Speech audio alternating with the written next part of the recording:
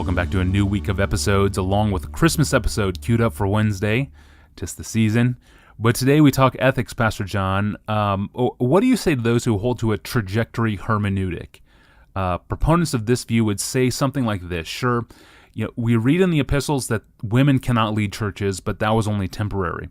Paul had close associates in the ministry that were women, therefore Paul's embrace of women as ministry associates really sets a trajectory that should develop over time and lead the church to later embrace the ordination of women. That's just one issue. Other issues are used like slavery and homosexuality. The question really is then, in other words, are the ethics of the New Testament final, or are New Testament ethics to be interpreted as undeveloped and moving along a trajectory we must follow out and find apart from the New Testament text? Yeah, this is a pretty sophisticated issue. So hold on to your hats and let me give a stab at it. The gist of this view is that we can identify a state of affairs as ideal or different from what is presented in the New Testament as ideal or normative, at least presently, and then justify going in a different direction than the New Testament because of clues in the Bible that we should do things differently than the Bible teaches. That's the gist of it. And I have, the main issues are the role of women in slavery, but others as well. I have three questions to pose to those who are toying with this way of treating the Bible. Number one, does the ethical issue in question, or maybe I should say, doesn't the ethical issue in question become a wax nose that can be shaped by one's preference without giving decisive authority to the Bible? Doesn't this way of handling the Bible let the interpreter decide what state of affairs he wants the church and the world to move toward on the trajectory? Where are we going? Well, he knows where we're going. The interpreter in this view is deciding where we ought to go, and then say that the New Testament teachings are not that state of affairs, but are a stepping stone on the way there. In other words, if you use the word trajectory, you are assuming you know where we should be heading beyond the New Testament. Now, how do we know what this is since it's not in the New Testament? It seems to me that such a way of doing ethics will lead to a kind of subjectivity that lets me make my ethics in some ways pretty much what I want to make of them, which is another way of saying that this hermeneutic seems to effectively strip the Bible of its final authority. So that's my first concern. It isn't a trajectory hermeneutic presuming that I can decide what that goal should be and thus shape it after my image rather than any authoritative image in the Bible. Second, if the issue of roles of women and men are one of the key issues, which they are, where this approach seems to be illuminating, isn't it strange that Paul would argue his points in ways that make it hard to use this trajectory approach? Here's what I mean. This approach would say that Paul's instructions about men and women in the church, in marriage, are pointers to something beyond his own explicit instructions. In other words, Paul wants us to see his instructions as temporary and illustrative of liberation, not permanent, and of normative value for all time.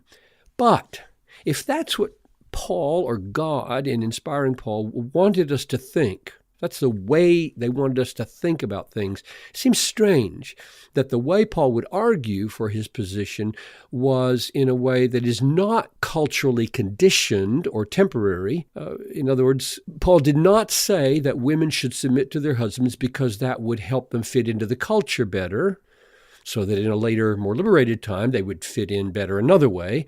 Instead, he argued that this dynamic of husband and wife leadership and submission was rooted in a relationship between Christ and the church, which God had signaled in creation back in Genesis 2, and was now being worked out in the expression of the way Christ related to his church.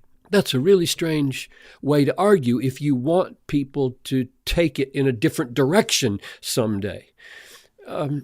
When Paul argued for men being in authority as teachers and elders in the church, he didn't argue by saying, now this will help you convert people better because they won't have to make so many adjustments in their patriarchal culture because they can come in here and see that men are in charge. But later in another culture, it would help you convert people another way. He just never argued like that. He argued in 1 Timothy 2:12 and 13 that these dynamics are rooted in creation, in the way Adam and Eve related to one another in the fall. So both of these, marriage and church, are ways of arguing for marital role distinction and church role distinction that are simply not what you would expect if God's intent or Paul's intent was that his way of presenting things was to signal to us that we should get on a trajectory and go in a different direction than the way he was ordering marriage and church life. That's my second concern. Here's the last one. I would ask, did Paul treat slavery?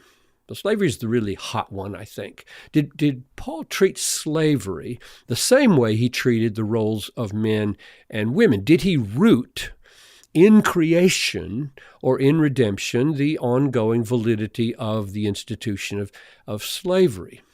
Or let's ask it another way. What did Paul say was normative in regard to slavery in the New Testament? And isn't the answer something like this? He did not treat the institution of slavery as normative or as desirable or as right in the way it functioned.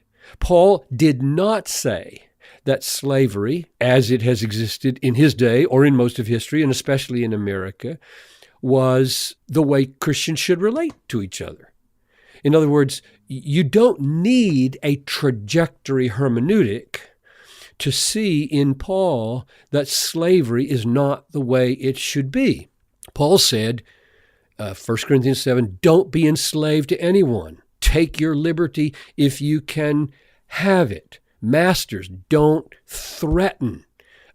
You have a master in heaven. Master Philemon, receive your former slave, quote, no longer as a bondservant, but more than a bondservant, as a beloved brother. In other words, when it comes to slavery, what's controversial about Paul really is not that he was pro-slavery, but that he was pro-submission to slave masters. Now that's an issue that's got to be wrestled with. Where and when should that be applied, and should it not be? In other words, his approach to undoing slavery in his situation is not the path of violence or the path of rebellion. It was another path. But there's no need for a trajectory hermeneutic to move beyond the New Testament as if the New Testament celebrated slavery as the way things should be. So those are my three suggestions for consideration. Number one, the problem of subjectivity in determining where this supposed trajectory is going. Number two, the way Paul argues from creation and from Christ, not culture, if he's supposed to be putting us on a trajectory. And three, the way he does not do that, does not argue that way with regard to slavery, but points to the flaws of an institution that was not the way it should be. Outstanding. Thank you, Pastor John. And there's a very good introduction to this theme in the Southern Baptist Journal of Theology.